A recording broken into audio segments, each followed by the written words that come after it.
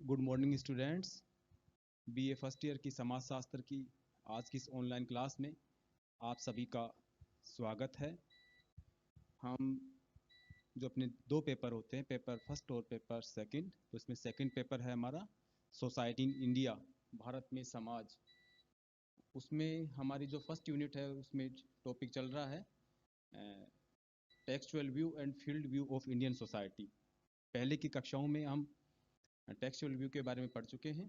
आज की कक्षा में हम पढ़ेंगे, हमारा टॉपिक है field view of Indian society, Bharatiya Samaj का क्षेत्रीय परिदृश्य। भारतीय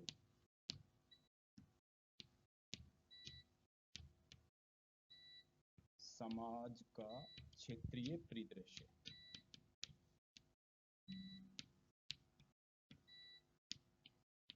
देखिए, व्यू शब्द के बारे में पढ़ चुके हैं, परिदृश्य यानी कि वहाँ का खाका, वहाँ का चित्र। नया शब्द है यहाँ पर फील्ड व्यू। तो फील्ड, जैसा कि फील्ड का मतलब क्षेत्र या खेत, इस तरह से आता है, भौगोलिक क्षेत्र। तो पहले हमने ये पढ़ा था कि टेक्सचुअल व्यू में कि लिखित सामग्री या पाठ्य पुस्तकों के आधार पर हमारा जो समाज के बारे में जो ज्ञान है उससे बनता है टेक्सचुअल व्यू।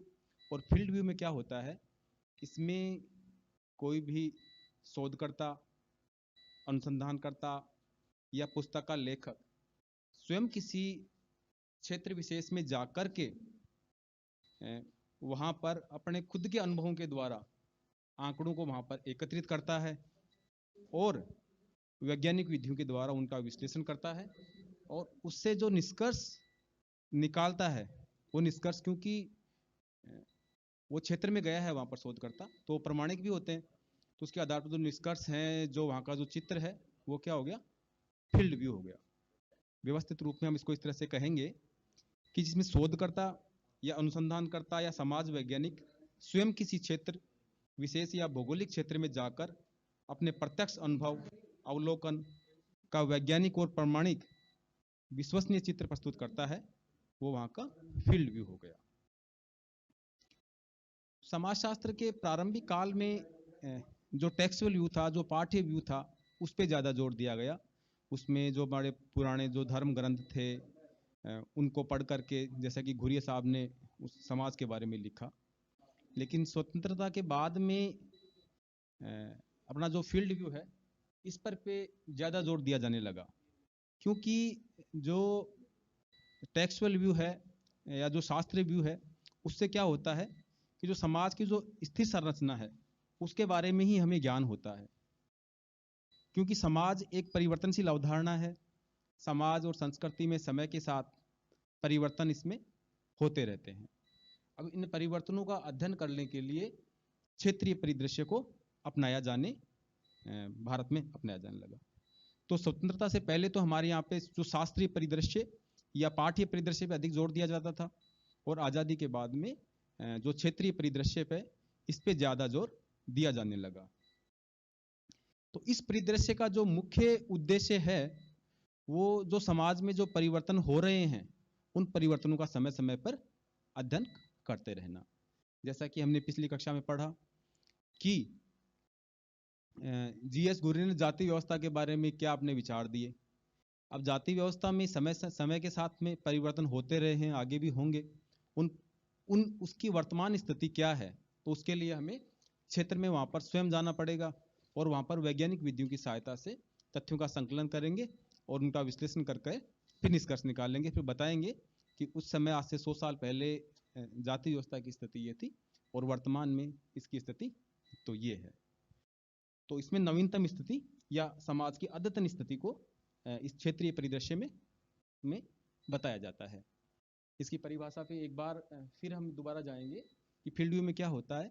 इसमें शोधकर्ता, अनुसंधानकर्ता या पुस्तक का लेखक स्वयं क्षेत्र में जाकर, किसी भौगोलिक क्षेत्र में जाकर या जिसमें वो अध्ययन करना चाहता है उस क्षेत्र में जाकर खुद आंकड़ों का एकत्रित करता है, अपनी आंखों से देख करके, अपना प्रत्यक्ष अवलोकन करके वहाँ कार्य और कारण के संबंध वहाँ पर देखता है कि ये घटना हो रही, इसका क्या कारण है, पहले किताबों में पढ़ी गई चीजें हैं, वास्तविक स्थिति क्या है, उनका जो चित्रण करता है वो क्षेत्रीय परिदृश्य के तहत इसमें आता है।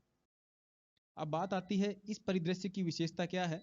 तो इस परिभाषा में ही इसकी विशेषता एक एक करके निकल करके आएंगी। तो इस परिदृश्य की सबसे पहली विशेषता इसमें क्या है? वस्तुनिष्ठता।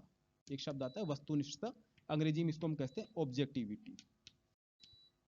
ऑब्जेक्टिविटी का मतलब जैसा कि आप लोग परीक्षाओं में देखते हैं कि एक तो डिस्क्रिप्टिव पेपर होता है, एक ऑब्जेक्टिव पेपर होता है। डिस्क्रिप्टिव आप अपने हिसाब से प्रश्न का मीनिंग लगाते हैं, अपने हिसाब से आप लिखते हैं। लेकिन ऑब्जेक्टिव पेपर में जैसा पेपर में क्वेश्चन है आप उसको उसी रूप में ग्रहण करेंगे, उसमें कोई परिवर्तन उसमें नहीं हो सकता है, नहीं किया जा सकता। तो जो चीज जैसी है उसका उसी तरीके से उसके बारे में लिखना या उसके बारे में जानकारी प्राप्त होना वस्तुनिष्ठता है।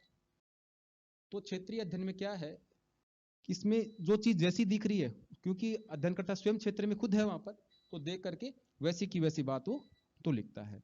तो क्षेत्रीय अध्ययन में वस्तुनिष्ठता इसमें होती है।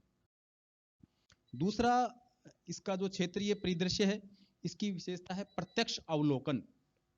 दूसरी क्या है? प्रत्यक्ष अवलोकन।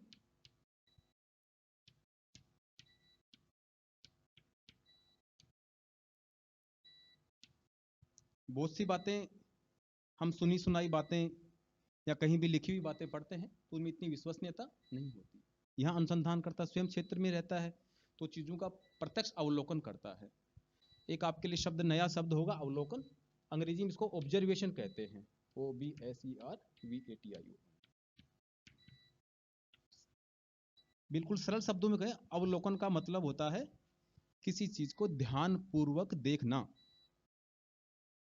एक जैसे मान लो यहां से हम लोग जयपुर जा रहे हैं, हम बस की खिड़की में बैठे हैं आराम से और हमारा आंखें भी उधर हैं, लेकिन हम लोग ध्यान नहीं दे रहे हैं कि बाहर क्या हो रहा है। तो हमें नहीं पता कि बाहर बरसात हुई हुई है, कौन सी फसल है, कैसे लोग घूम रहे हैं, कैसी चीजें। एक उन चीजों को हम ध्यानपूर्वक देखें, फिर उसी समय डायरी में या बाद में जाकर के उनको सही तरीके से लिखें, तो हो गया अवलोकन। तो अवलोकन का मतलब होता है किसी भी चीज को ध्यानपूर्वक देखना। तो इस फील्ड व्यू में क्या होता है, हम लोग क्षेत्र में जाकर चीजों को ध्यानपूर्वक वहां पर देखते हैं। तीसरी इस फील्ड व्यू की विशेषता है कारणात्मकता। कारणात्मकता, जैसा कि पहले हमने देखा कि टेक्सचुअल व्यू में हम कारणात्मकता नहीं देख सकते। वहां पर तो चीजें जैसी लिखी हुई आप उनको सीधा पढ़ेंगे और सीधा ग्रहण करेंगे। बाकी फील्ड में क्या, किस ये घटना क्यों हो रही है, किस कारण से हो रही है, इस चीज का भी हमें वहां पर पता चलता है। समाज में परिवर्तन क्यों हो रहे हैं, जाति व्यवस्था में परिवर्तन क्यों हो रहे हैं, सरकारी जो योजनाएं हैं उनका लाभ आम जन तक कितना पहुंच पा रहा है, कोई कम या ज्यादा उसमें कुछ दिक्कतें हो रही हैं तो उसका कारण क्या है।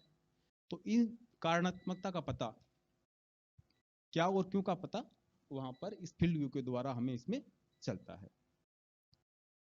चौथी इसकी विशेषता है प्राथमिक स्रोतों पर आधारित। एक शब्द आता है प्राथमिक और द्वितीयक स्रोत। जो भी डाटा होते हैं, तथ्य होते हैं, दो तरीके के होते हैं, प्राथमिक और द्वितीयक। प्राथमिक क्या होते हैं, इसमें अवलोकन करता स्वयं क्षेत्र में जाकर के तथ्यों को एकत्रित कर, वो तो होता है प्राथमिक डाटा। और एक होते हैं द्वितीयक, जिसमें खुद तथ्यों का एकत्रित नहीं करते, हम दूसरों के द्वारा अध्ययन की गई सामग्री को हम लोग पढ़ते हैं, हो गए द्वितीयक स्रोत। मान लो कि अपने यहाँ पर नीमका थाना में जनसंख्या कितनी है, एक तो हम प्रत्येक वार्ड वाइज जाकर के सबको इकट्ठा करें, वहां पर सबकी गिनती करें, तो वही प्राथमिक डाटा।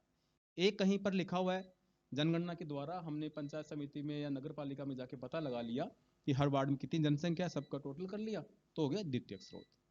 तो यहाँ पर इस अध्ययन में क्या है, हम लोग खुद वहां पर क्षेत्र में जाते हैं, तो इसलिए जो डाटा हमारे पास में होते हैं वो प्राथमिक डाटा होते हैं। प्राथमिक तथ्य क्या करते हैं हम लोग, क्योंकि उनको खुद इकट्ठा करते हैं, इसलिए उनकी विश्वसनीयता ज्यादा होती है। कोई भी काम जब हम खुद करेंगे तो उसकी विश्वसनीयता प्राकृतिक रूप से नेचुरली ज्यादा होती है।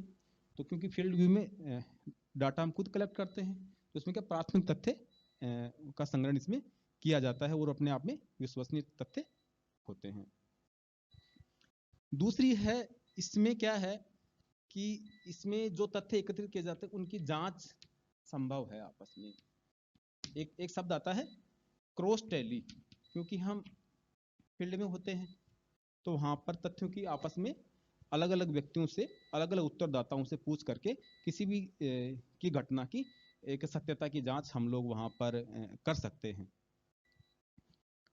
छठी विशेषता जो इन्हीं में निकल के आती है कि सत्य, प्रामाणिकता और विश्वसनीयता, कि वो तथ्य विश्वास, क्योंकि हमने खुद के द्वारा इकट्ठे किए होते तो तथ्य क्या होते, वहां पर विश्वसनीय भी होते हैं। इसमें दूसरा इसका आगे इसका जो उपयोगिता है वो है इसकी समस्या समाधान में उपयोगिता।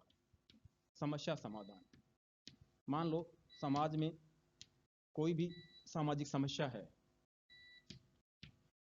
तो अनुसंधानकर्ता जब क्षेत्र में होता है तब वो समस्याओं को नजदीक से देखता है, नजदीक से उसके कारण भी वहां उनको नोट करता है। जब किसी भी चीज के कारण हमें पता लग जाते हैं तो कारण के बाद में उसके समाधान भी ढूंढने में हमें आसानी होती है।